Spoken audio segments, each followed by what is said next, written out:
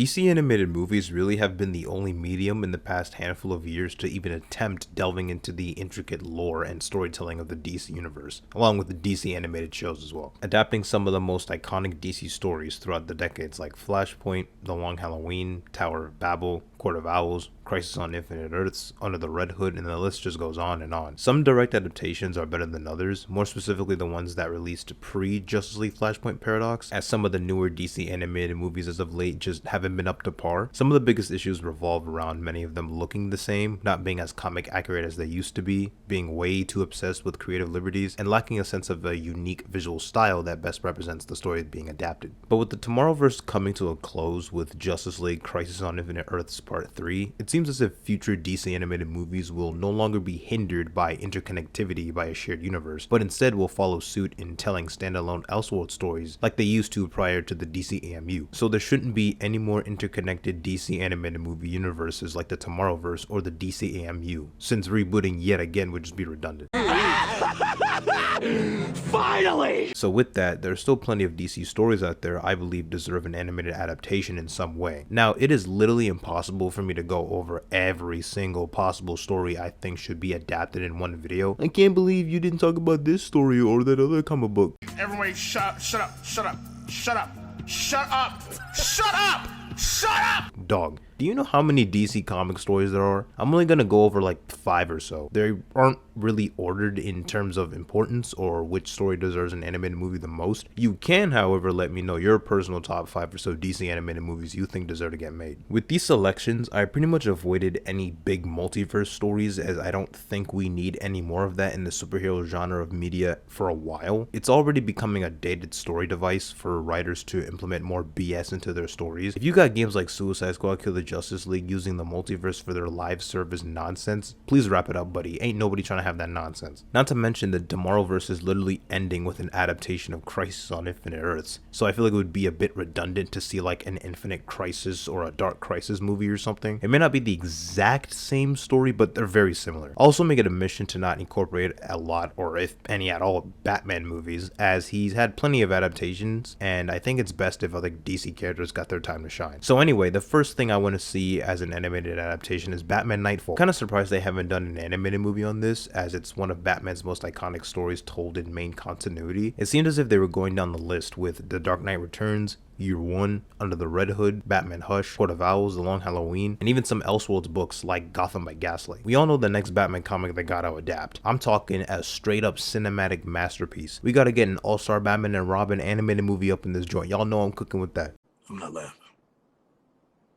I'm not. A story like Batman Knightfall at the bare minimum has to be a two-parter, maybe even a trilogy. There's no way you can condense a story of that size into an hour and 30-minute runtime at the longest. I've yet to see a single DC animated movie reach the 2-hour mark. These longer stories like Long Halloween or The Dark Knight Returns always seem to come in 2 parts, and Crisis on Infinite Earths coming out with a whole trilogy. Since this hypothetical film wouldn't be connected to a wider universe, it would be nice to see characters pop up from the actual source material, like Tim Drake as Robin, instead of replacing him with like Damian Wayne or something. Tim gets no love in these adaptations. Literally, him and Jason Todd were non-existent in the DCEU, yet they had the desire in implementing characters like Luke Fox, Batwing, and Batwoman instead.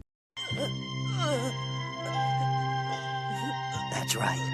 Cry. I'd assume part 1 would set up Bane as a main threat, having him enact his plan in taking down Batman by breaking out all the villains from Arkham Asylum, while also setting up John Paul Valley. Batman is exhausted at the end and gets his back blown up by Bane as a cliffhanger. Hey, yo! Part 2 would center around John Paul Valley taking up the mantle of Batman, seeing how effective he is with the mantle, but then Tim Drake would start to see his descent into madness, as he was able to take down Bane while Bruce heals in the process. It honestly might be a bit much to do all of that in a part 2 while having Bruce take back the mantle at the end, so I could definitely see this being a 3-parter if necessary. This next one has the potential to be an absolute banger, especially with whatever art style they would go with to correspond with Alex Ross's artwork, and that of course is Kingdom Come. Another DC story I'm surprised hasn't had a direct adaptation at the time of recording. I mean, Alex Ross just cooks with anything Marvel or DC related. Every piece of artwork I see is wallpaper material. It is a masterpiece, James. Complete.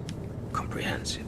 A story like this I think could really help in the negative stigma surrounding Superman as a character, with him being deemed as too boring or lame. It centers around this new generation of heroes, as the ones we're familiar with are really old, as this takes place decades into the future. Society and modern crime fighting has really leaned in on cynicism and seems to have lacked that profound sense of optimism and hope, with these new heroes willing to kill and have a more brutal approach to crime fighting. They're a lot more careless with collateral damage in their battles, so you'd see Superman come out of retirement to show these new kids how it's done. It's interesting to see at the time new takes on iconic Justice League members, with an older Batman leading a resistance group, and you'd get the famous Kingdom Come armored batsuit. I think some elements of this story might be adapted in James Gunn's Superman movie, almost like a reverse Kingdom Come. The official logo for Superman in the DCU is like a mixture of the Fleischer and Kingdom Come logos, with the colors of the classic symbol. It might seem as if the current population of heroes is flooded with anti-hero-esque figures where they view kindness as old-fashioned. Then Superman comes in to try and set a new precedent in what it means to be a more hopeful modern hero, maybe shedding some influence on a few of the other heroes set to appear in the film, like Guy Gardner Green Lantern, Hawkgirl, and Mr. Terrific. We live in an unfortunate reality where Wonder Woman gets no love in things related to DC animation. To this day, she has yet to have had an animated show, while Batman has had 30 plus animated movies over the years. Wonder Woman has only had 2 animated movies this whole time.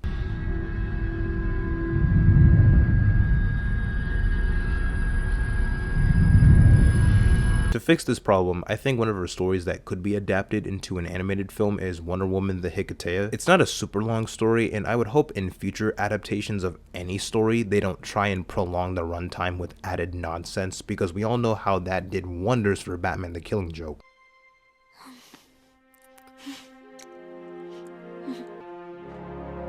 Holy God, what are you showing me? His head. Come on! The story goes in depth on the practices of this ancient Greek ritual called Hiketeia, where one can ask for the protection from someone else, and if this said protector accepts, both parties are bound to abide by the rules of said ritual. The protector must offer the supplicant a place to stay, sufficient food and comfort, but neither party can abuse their status as protector or supplicant. So the protector cannot abuse the supplicant, and the supplicant cannot take advantage of their protection. This bind can only be severed by the will of the person who asked for protection in the first place. If any of these rules are broken, there's these magical deities called the Furies that will come and kill you on the spot with no hesitation. So in modern day, you have this girl named Danielle who performs the ritual at Wonder Woman's doorstep, and being familiar with the ritual and its consequences, Wonder Woman accepts. But the only problem she was unaware of at the time is that Danielle was being hunted down by Batman for the murders of several people back in Gotham. Some of the things I like about this story is how it showcases elements of Diana's daily routine, with her being an ambassador of Themyscira, along with her compassion and willingness to help others. Batman tracks down Danielle to find her with Wonder Woman, but abiding by the rules of the ritual, Wonder Woman prevents him from getting to Danielle. He's talking about some "don't make me go through you,"